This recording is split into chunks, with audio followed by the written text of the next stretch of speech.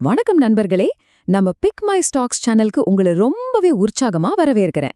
இன்னைக்கு மார்க்கெட்ல நடந்த அத்தனை விஷயங்களையும் டக்குன்னு அலசி ஆராய போறோம். காலையில செம்ம கிரீனா ஆரம்பிச்ச மார்க்கெட், ஆனா க்ளோசிங் பெல் அடிக்கிறப்போ அந்த சந்தோஷம் கொஞ்சம் கூட நிலைக்கல. ரொம்பவே வாலடைலான ஒரு ட்ரேடிங் செஷன் இன்னைக்கு. சரி, என்னதான் நடந்துச்சுன்னு டீட்டெயிலா பாப்போம் வாங்க. இன்றைய ஃபைனல் நம்பர்ஸ் இதுதான். சென்செக்ஸ் 135 பாயிண்ட்ஸ் செறிந்து 75,183 முடிஞ்சிருக்கு. அதேபோல நிஃப்டி 50யும் பெரிய மாற்றம் இல்லாம ரொம்ப ஃபிளாட்டா வெறும் 4 பாயிண்ட்ஸ் மட்டும் இறங்கி 23,655 முடிஞ்சிருக்கு. காலையில பார்த்த அந்த பிரம்மாண்டமான ஏற்றத்தை சாயங்காலம் அந்த சரிவு அப்படியே மொத்தமா வாஷ் அவுட் பண்ணிடுச்சு. மார்க்கெட் கடைசியில ரெட்ல தான் முடிஞ்சது. இன்னைக்கு நாள் எப்படி போச்சுன்னு ஒரு குவிக் ரீகேப் பாப்போம். காலையில ஓபன் ஆகும்போது சென்செக்ஸ் 550 பாயிண்ட்ஸ்க்கு மேல ஏறி ஒரு சூப்பர் மொமெண்டம் கொடுத்துச்சு. செம்ம பாசிட்டிவ்.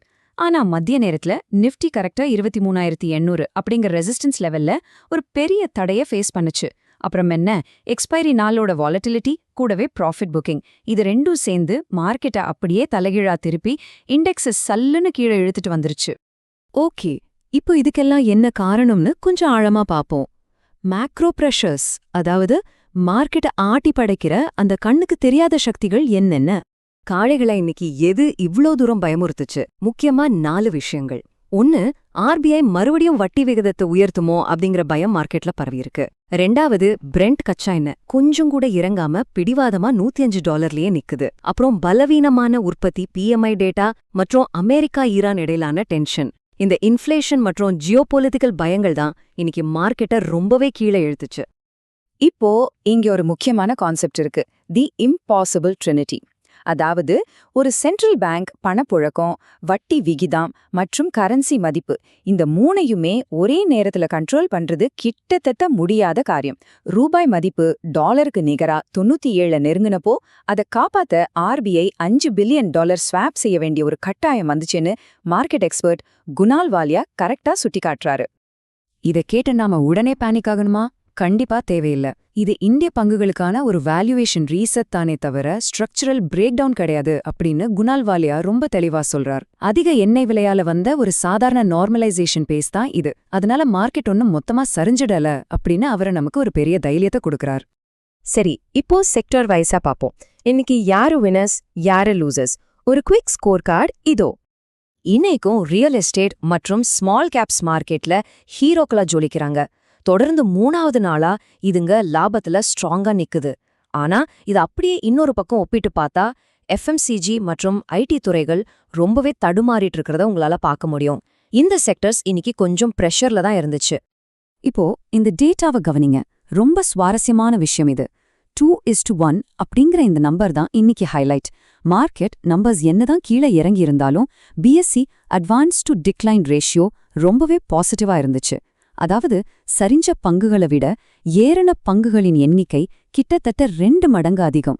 சோ ஹெட்டிங்ல மார்க்கெட் டவுன் இருந்தாலும் மார்க்கெட்டோட பிரெத் இன்னும் நமக்கு ஃபேவரபிளா தான் இருக்கு.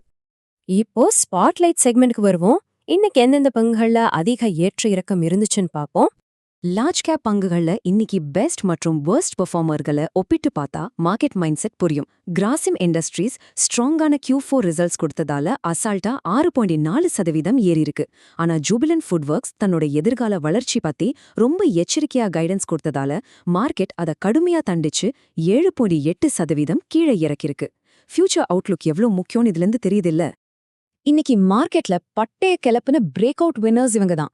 ஸ்ட்ராங்கான ஏர்னிங்ஸ் கொடுத்தா மார்க்கெட் எப்பவும் கொண்டாடும்னு இது ப்ரூவ் பண்ணுது. எக்ஸிகாம் சம வால்யூமாலே 20% ஏறிருக்கு. ஹனிவெல் ஆட்டோ சூப்பரான டபுள் டிஜிட் வளர்ச்சியால 17% ரிட்டர்ன்ஸ் கொடுத்திருக்கு. அப்போலோ ஹாஸ்பிட்டல்ஸ் மற்றும் ஏஞ்சல் ஒன் ரெண்டுமே தங்களோட அட்டகாசமான Q4 ரிசல்ட்ஸால புது 52 வார உச்சத்தை தொட்டு இன்வெஸ்டர்ஸ்க்கு நல்ல லாபத்தை கொடுத்திருக்கு.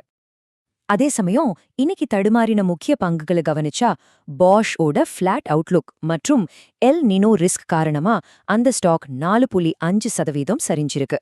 இதுல முக்கியமா நிபுணர் மிலன் விஎன் என்ன சொல்றாருன்னா, பாஷ் சார்ட்ல ஒரு கிளாசிக்கல் டபுள் டாப் ரெசிஸ்டன்ஸ் வந்திருக்கிறதால இப்போதைக்கு இதுல இருந்து எக்ஸிட் ஆகுறது நல்லதுன்னு அறிவுறுத்துறார். இது போக ஓலா எலக்ட்ரிக் மற்றும் பஜாஜ் ஃபைனான்ஸும் இன்னைக்கு நிஃப்டி 50 லூசர்ஸ் லிஸ்ட்ல முன்னணியில இருக்கு. ஓகே, இதெல்லாம் முடிஞ்சது. இப்போ நிபுணர்களின் பார்வை என்ன? இனி மார்க்கெட் எந்த திசையில போகும்? இப்போ நாம பார்க்க போற விஷயம் ரொம்ப முக்கியம். நிஃப்டி இப்போ ஒரு நோ ட்ரேட் ஜோன்ல மாட்டிட்டு இருக்குன்னு டெக்னிக்கல் அனலிஸ்ட் மிலன் விஎன் சுட்டிக்காட்டுறார். அதாவது கீழ 23,400 ஒரு ஸ்ட்ராங்கான சப்போர்ட் ஆகவும் மேல 23,850 ஒரு ரெசிஸ்டன்ஸ் ஆகவும் செயல்படுது. இந்த டைட்டான பாக்ஸ உடைக்கிற வரைக்கும் எந்த ஒரு தெளிவான டைரக்ஷனும் மார்க்கெட்ல கிடைக்காது. சோ கொஞ்சம் வெயிட் அண்ட் வாட்ச் தான் பண்ணணும். இதுக்கு நடுவுல மிலன் விஎன் கொடுத்திருக்கிற இந்த புல்லிஷ் வியூ ரொம்ப இன்ட்ரெஸ்டிங்கா இருக்கு. இன்னைக்கு ஐடி செக்டார் கொஞ்சம் கீழே இறங்கி இருந்தாலும் ஐடி துறை இப்போ ஒரு மேஜர் பாட்டமிங் அவுட் ஆகிற கொட்டத்துல இருக்கு.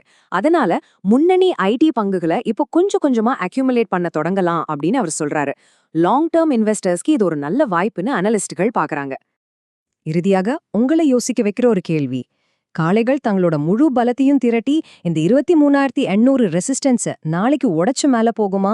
இல்ல குளோபல் மேக்ரோ பயத்தால மார்க்கெட் இன்னும் கீழே இறங்கி ஒரு டீப்பரான வேல்யூவேஷன் ரீசெட்டுக்கு உள்ளாகுமா? இன்னைக்கு மார்க்கெட்டோட முழு டென்ஷனையும் இந்த கேள்விதான் சுருக்கமா சொல்லுது. அடுத்த ட்ரேடிங் செஷன்ல என்ன நடக்கும்னு பார்க்க நாம எல்லாரும் ரொம்பவே ஆர்வமா இருக்கோம். சரி, வீடியோ முடிக்கிறதுக்கு முன்னாடி ஒரு முக்கியமான விஷயம். பிக் மை ஸ்டாக்ஸ் சேனல்ல நாங்க சொல்ற எல்லாமே எஜுகேஷனல் பர்பஸ்க்காக மட்டும்தான். நாங்க செபி பதிவு பெற்ற ரிசர்ச் அனலிஸ்ட் கிடையாது. எந்த ஒரு முதலீடு செய்யறதுக்கு முன்னாடியும் உங்க ஃபைனான்ஷியல் அட்வைசரை கேட்டு முடிவு பண்ணுங்க. தொடர்ந்து இணைந்திருங்கள். நன்றி.